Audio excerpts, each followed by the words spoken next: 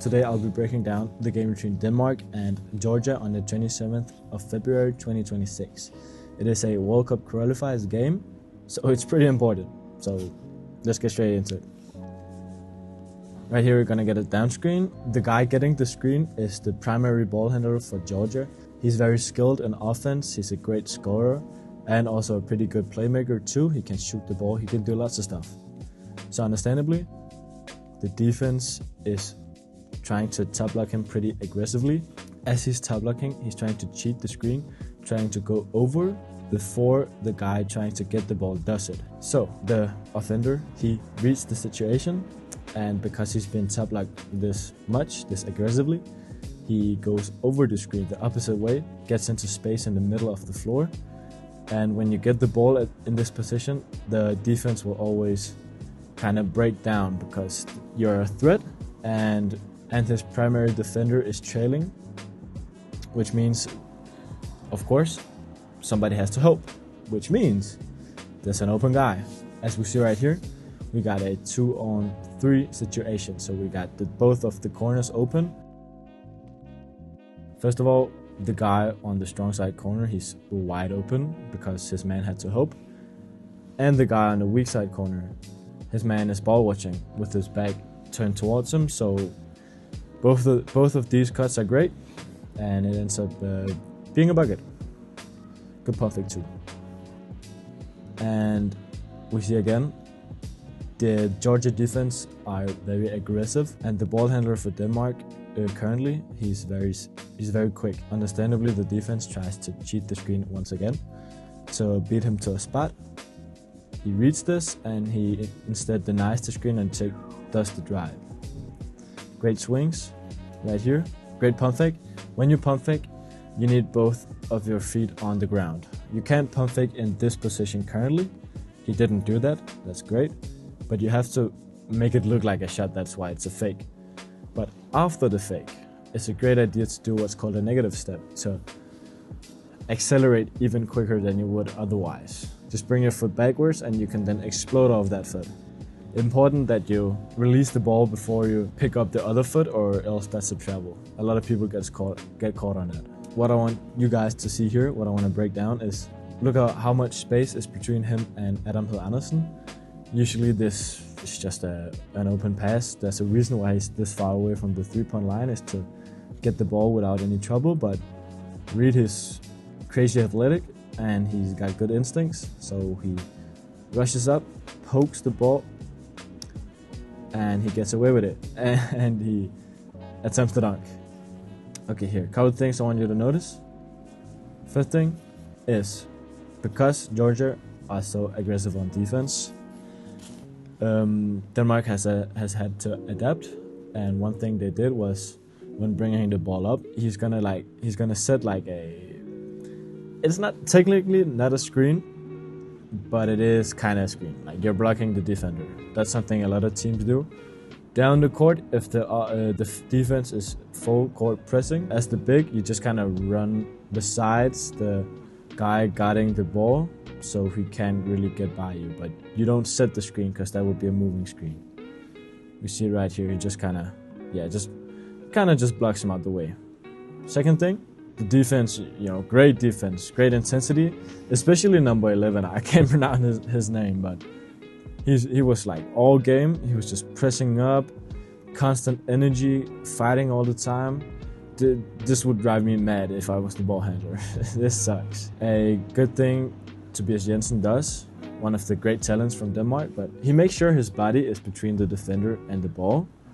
So he turns sideways, and then he also uses his off arm to swipe the defender. So once again, Georgia are trying to get the ball to Reed and give him an advantage to either score or get an assist.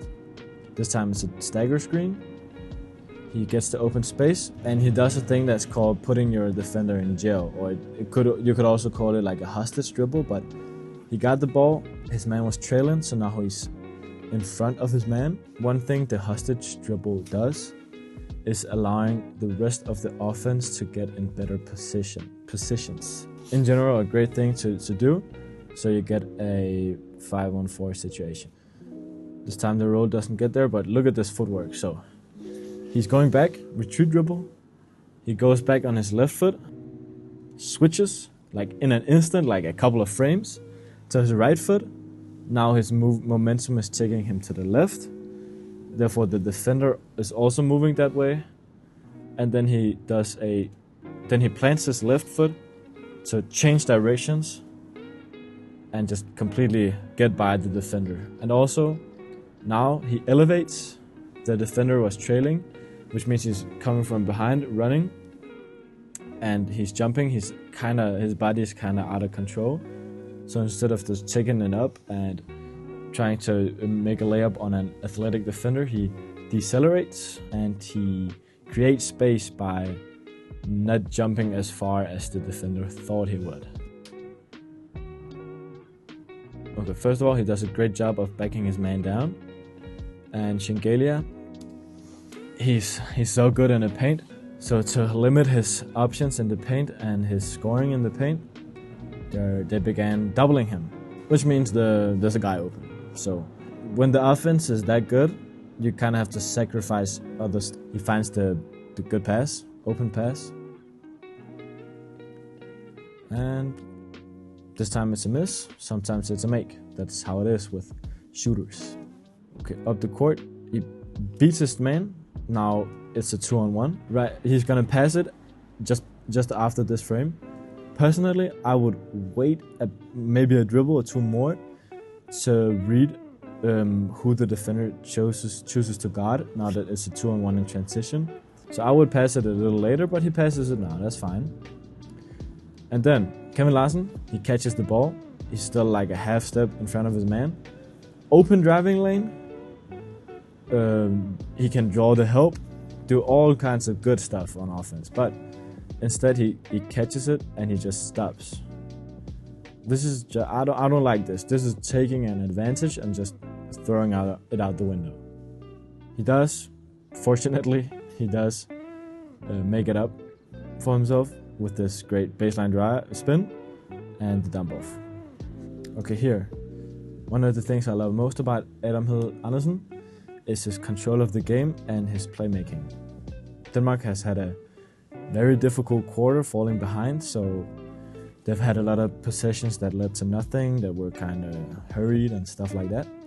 So now he slows down the pace and makes them go through a proper play to get some points on the board. He calls the play. Here they're gonna fake a down screen to clear out the area. So right here, because Gustav Knudsen he cut through, this side of the floor is completely is pretty open. It's gonna be a pass and a screen, pick and roll. As we see right here, he's gonna grab the ball in open space, which makes the help defender have to step in. And again, he almost gets the ball on this deflection. And the thing about gambling on these steals is that sometimes it goes wrong. This time he doesn't get it, and it's a quick pass and a dump off. Okay, so it's a zone for Denmark. In zones like this, a 2-3 zone, the weak side is the corners. So great job moving the ball, passing it outside the 3 to get it to the corner. Still a zone. When you're attacking a zone, as I said, you want to move the ball as quickly as possible, and still the corners are the weak spot. Another thing you always want to do when attacking a zone is get somebody in the middle. If you have somebody in the middle, somebody always has to worry about him, and if you get the ball to him, the defense will sink and shooters will be open. So right here, nobody's in the paint. His teammate calls for him to cut in and possibly get the ball. Great IQ play. So here he's gonna set the screen, pop out. He's a great shooter, so it's a pump fake, one dribble, 3. Okay, last clip. He gets the poke, and now he's in transition. The guy running behind him is Gustav Dreyer. He is pretty athletic, to say the least. So he can't just run full speed because he would get caught and he would get blocked. So what he does is he initiates contact to slow it down and to give him the edge.